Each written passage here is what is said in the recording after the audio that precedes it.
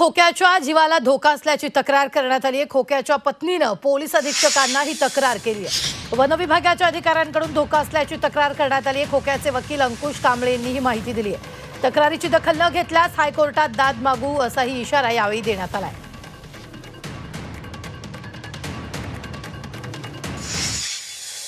सतीश भोसले यांना वन विभागाच्या अधिकाऱ्यांनी जी CCTV बंद करून मारहाण केली होती आणि त्यांना जे टॉर्चर केलं होतं की गुन्हा कबूल कर नसता मी तुझ्या घराच्या तिथं बॉम्ब रायफल ठेवून तुला मी नक्षलवादी घोषित करीन, त्या संदर्भामध्ये आम्ही माननीय अधीक्षक साहेबांना कायदेशीर तक्रार दिलेली आहे। त्या तक्रारीमध्ये सतीश भोसले यांच्या कुटुंबासह जीवाला धोका आहे फॉरेस्टर अधिकाऱ्यांकडून, त्यांना संरक्षण द्यावं आणि अमोल गरकळ व इतर 4 अधिकारी यांच्यावरती कायदेशीर कार्यवाही करावी या संदर्भामध्ये आम्ही तक्रार दिलेली आहे।